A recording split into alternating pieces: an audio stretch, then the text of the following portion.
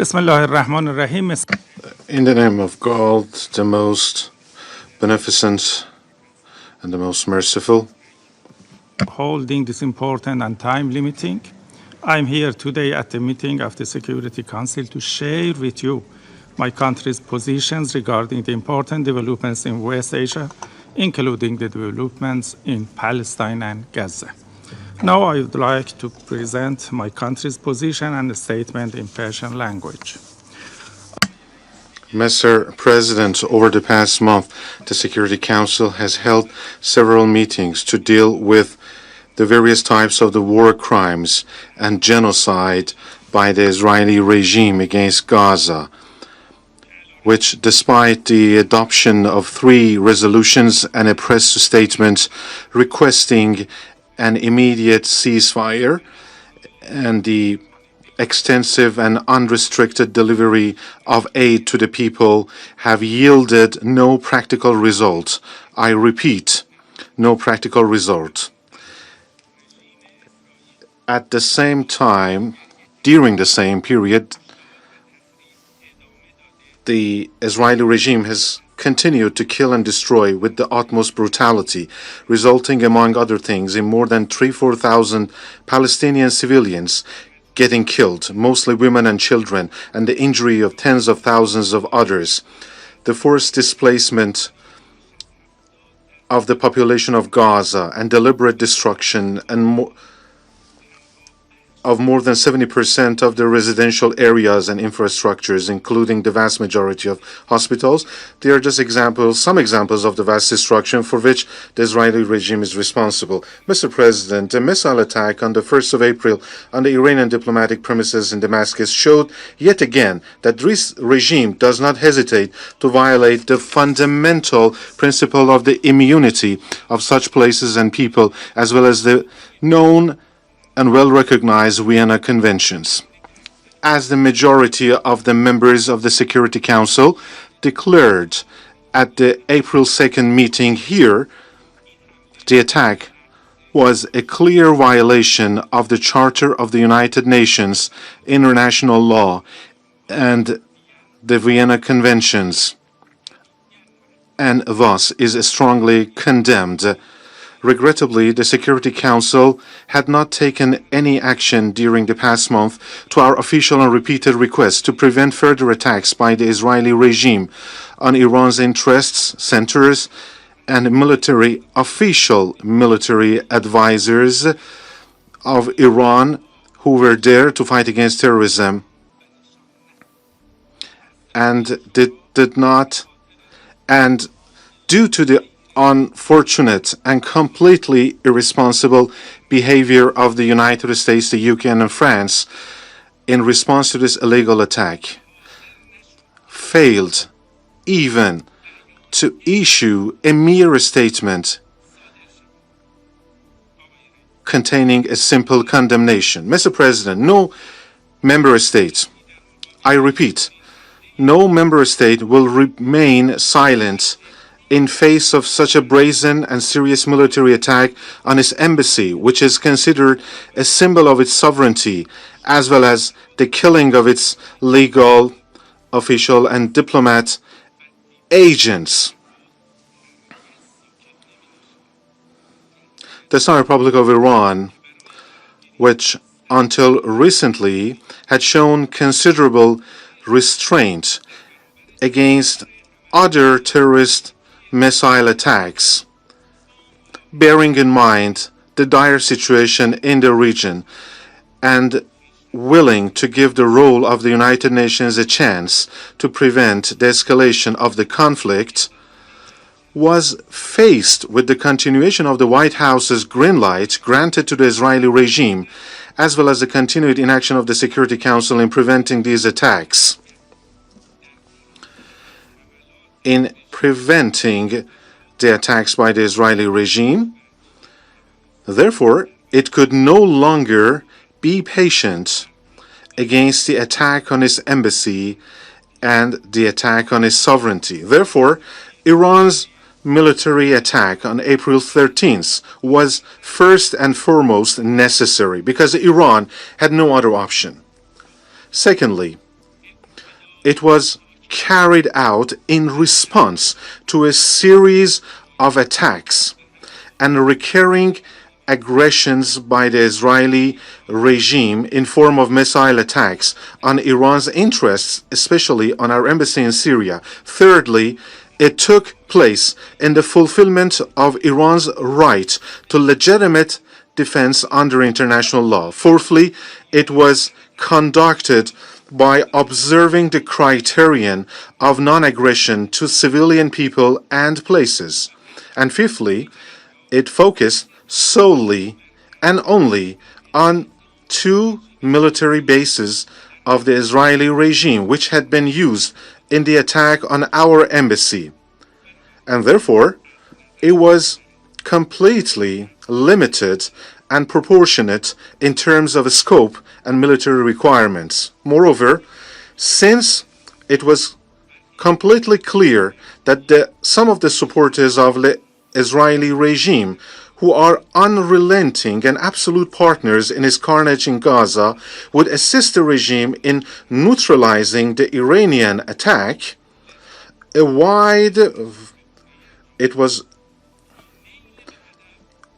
therefore, our legitimate defense was done in a way to achieve our goals. The attack by my country's armed forces was limited and minimal, targeting only military bases, and was in line with the international law and the principle of non-aggression against civilian areas to ensure proportionality and accurate execution. To achieve the goals. Mr. President, I emphasize again, Iran's legitimate defense and countermeasures have been concluded. Therefore, the Israeli regime, the terrorist Israeli regime, must be compelled to stop any further military adventurism against our interests. Certainly, in case of any use of force by the Israeli regime and violating our sovereignty, the Islamic Republic of Iran will not hesitate a bit to assert its inherent right to give a decisive and proper response to it, to make the regime regret its actions. This is an unchangeable decision. Mr. President, I would like to make it abundantly clear and loudly in New York that Iran has always been a positive part of regional developments, treading the path of stabilizing peace and lasting security, including the fight against terrorism, and will have no reservations nor compromise at all with any party over our national security and interests, as well as the collective security in the sensitive region of West Asia. The Security Council must compel the rogue and rebel regime of Israel to immediately stop the war in Gaza. I would like to assure you, Mr. President, that the Islamic Republic of Iran will remain committed to promoting peace and stability in the region. As a matter of fact, when we talk about sustainable security and stability in the region and countering terrorism, it is impossible not to mention the very significant and prominent role played by Iran's Revolutionary Guards Corps, otherwise known as IRGC, in the fight against terrorism. One cannot fail to praise the dedication and selfless sacrifices made by its commanders, especially Major General Qasem Soleimani and Generals Zahedi and Rahimi and their companions who were killed in the recent missile attacks against our mission in Damascus. There is no doubt that sacrifices made by General Soleimani and IRGC in restoring peace to the region and rushing to the aid of the governments of people of Iraq and Syria is known to everyone. In this line, Iran's anti-terrorism military advisors will continue as mightily as ever their efforts to achieve lasting security in the region. Mr. President, the crimes of the Israeli regime during the past days in Gaza and other areas of occupied Palestine, as well as its attacks on other countries in the region, are indicative of several undeniable facts, including, number one, the attacks of this regime have all it takes to be construed as the crime of aggression, war crimes, crimes against humanity, and crime of genocide, and therefore the regime and its allies are fully responsible, and all the commanders, perpetrators, and supporters of those crimes must be held accountable and brought to justice for their atrocious crimes. Number two, the essence and nature of the Israeli regime is based on aggression, occupation, terror, and genocide. Therefore, all of its past actions, such as the so-called peace negotiations, the conclusion of the Abraham Accords, and the normalization of relations, were not only peaceful, but inherently and completely deceptive, and as a result lacked any practical results to realize the inherent rights of the Palestinian nation. Number three,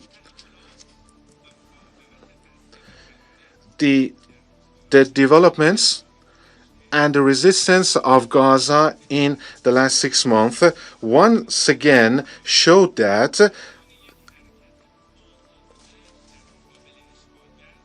Hamas as a liberation movement is nothing more than an illusion. The support of all nations of the region and the freedom seekers of the world for the praiseworthy resistance of the Palestinian nation also proved that this nation is not at all alone in realizing this inherent right.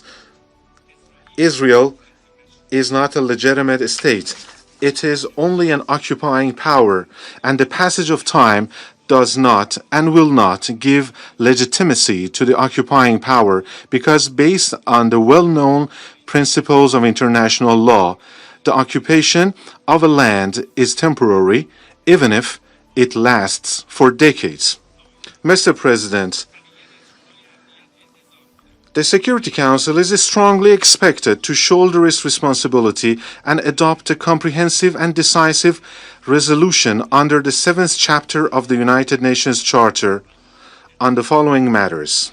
Number one, establishing an immediate, complete, unconditional, and permanent ceasefire in all areas of Gaza, including in Rafah and the West Bank. Number two, full lifting of human blockade against Gaza. Number three, exchange of prisoners for humanitarian purposes. Number four, obligating the regime to immediately and completely and unconditionally withdraw all military forces and their warfare equipment from Gaza, and the necessity of the safe return of the people to their areas and places. Number five, enforcing a comprehensive and immediate arms embargo against the Zionist regime. 6. Supporting the legally binding provisional orders of the International Court of Justice, and also providing the basis for the trial and accountability of all the commanders, perpetrators, and supporters of the Israeli crimes